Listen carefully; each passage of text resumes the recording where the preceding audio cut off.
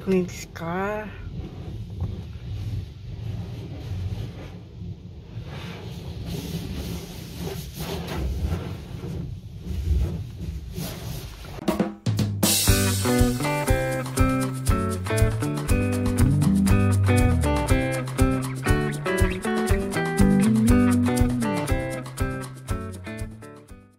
Good day po mga kasenyor.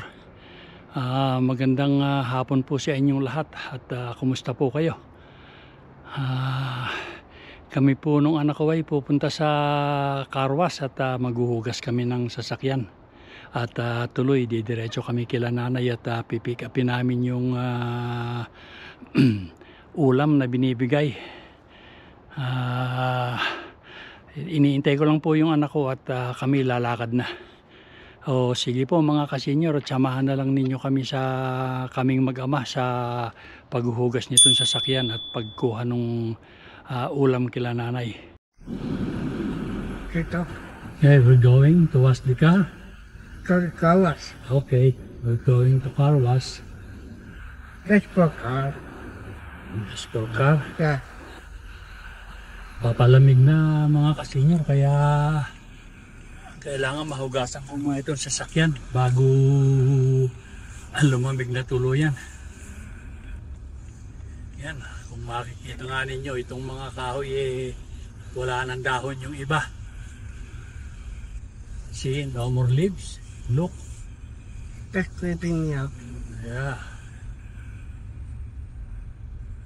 Kaya mga dilaw na yung, ang hindi na lang nagiging dilaw yung mga pine tree tsaka itong mga evergreen. Yung dalawang klase kasi yung pine tree dito mga kasenyor. Isang yun nga kuan, yung evergreen yung isa.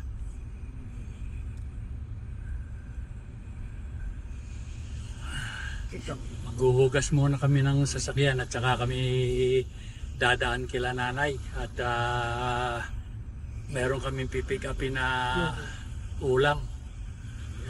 Tinawagan ako kagabi at sabi nga kung magagawi ako sa kanila ay pick upin ko yung binibigay na ulam. Hindi naman malayo mga kasenyor itong hugasan ng itong karwas sa amin. Dito lang sa dulo nitong karsadang tinutumbok nitong dinadaanan namin. Siguro mga kuwan lang ito, mga baka ala pang mga 5 minutes drive siguro mula sa amin. Kaya kasi hindi naman makatakbo ng matulin nga dito dahil kuwan ito, secondary road lang ito. At saka maraming park. That's Paris Park. Hindi kuwan, may mga speed limit dito ang park. That's my dog, Buddy. I walk him. Yeah. I miss him. Ayan o, kung makikita nyo, mga dilaw na yung mga kahoy. So marami, wala nang pala naghuhugas na masyado.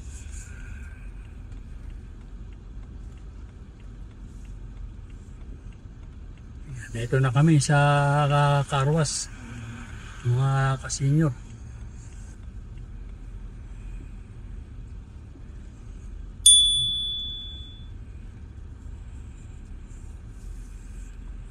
Maraming bakante. Where are we? Where are you? In the middle? I mean, yeah. Oh, maybe. Yeah. We go here.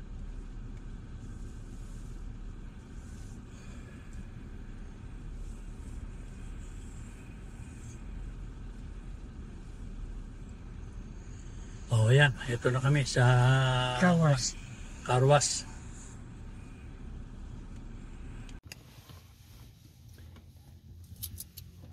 Access there. Yeah, no, just here.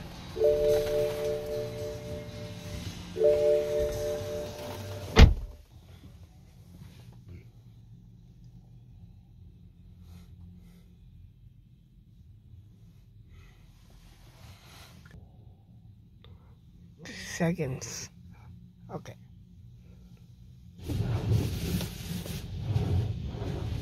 Okay. Clean this car.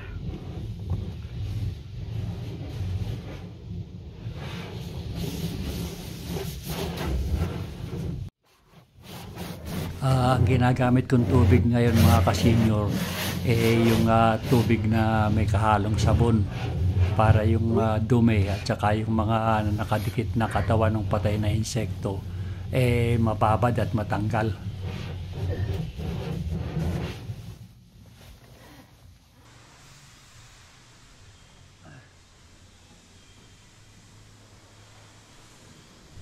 Ito ang ginagamit na pangsabon sa mga kotse dito sa car wash mga ka-senior. Brush ito na may handle at yung sabon lumalabas dun sa head nung pinaka-brush.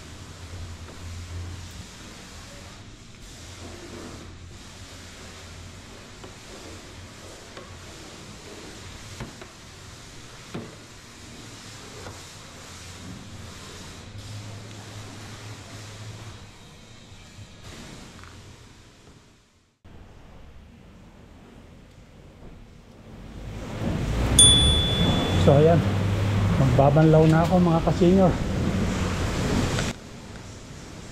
Itong ginagamit kong pang banglaw sa sasakyan mga ka-senior yung pangalis ng sabon karaniwang tubig lang, plain water. Ngayon pagka nalinis mo na lahat, naalis mo na yung mga sabon sa sasakyan, ang susunod mong gagamitin ay yung tubig na may kahalong wax. Yun naman depende kung gusto mo ng may wax na agad yung kotse mo, yun ang gagamitin mo. Dito sa mga ganitong car wash mga ka-senior, pag maliit lang ang sasakyan mo at saka mabilis kang maglinis, ang mauubos mo normally ay mga $3 to $4. At kung medyo malaki na may sasakyan mo, mga $5 to $8 yan, nabanlawan ko na. Ngayon naman, iwa-wax ko. Ito, meron ding wax dito. Ayan o.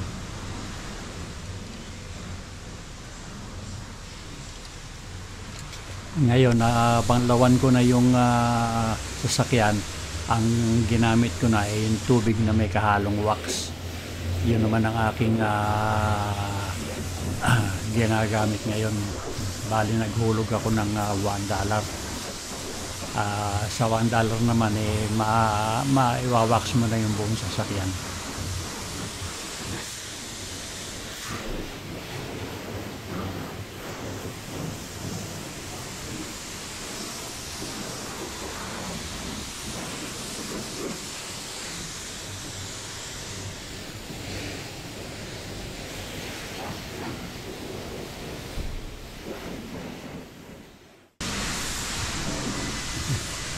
So kami pupunta na sa bahay nila nanay, mga ka-senior.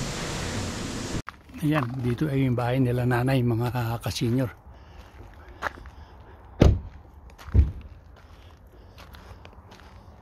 Kukunin lang namin yung binigay na ulam. Binibigay na ulam. Kaya tigan ako.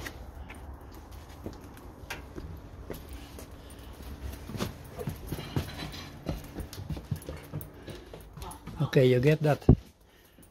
Yeah. Limongi. Ngayon si nanay. Kakain na ba kayo? Hindi. What's that? Buro? Ay, hindi. Okoy. Oh, Luluto siya. kahilig ni Pinky sa okoy. Ano yung ginagawa niya okoy? Kalabasa? Kalabasa. Pupunta na kami at Luluto niyo pa yung minguli.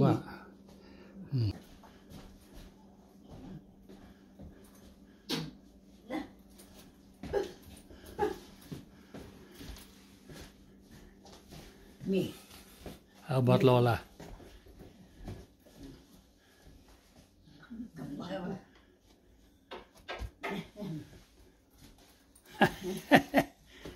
Marami, konti na raw ba siyang kinakain niya? Konti na raw ba ito? Sus. Ano kang konti? Yan mo Hindi pa, wala pa naman siya iniinom na gamot eh. Ala. At saka, ang hilig kumain. Ay. Bawalin ko pa. Ayo. Yun na lang ang kanyang kaligayahan. Ganyan naman kasi. O sige. So ayan, bali pa uwi na kami mga kasenyor. Na-pick up na namin yung ni kila nanay yung pagkain. So ayan, dito kami sa kabilang daan dumaan. Kadugtong ito nung dinaanan namin. Ang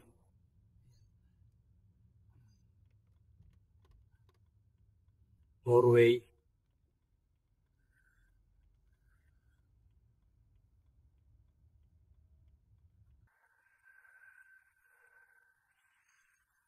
Okay.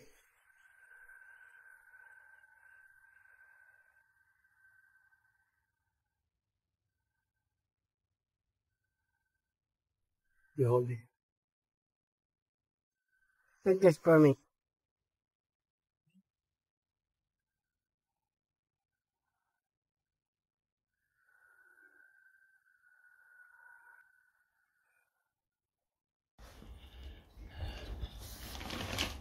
So, ayan mga kasenyor. At kami magpapatuyo ng sasakyan.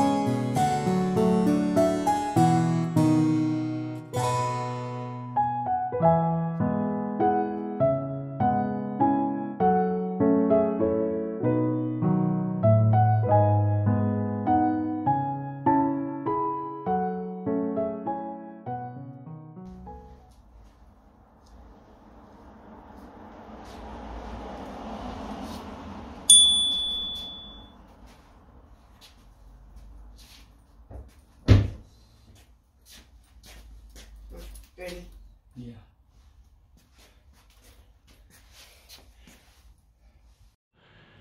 So ayan po mga kasenyor, at kami nakatapos ng maghugas ng anak ko at na-pick up na rin namin yung ulam kila nanay.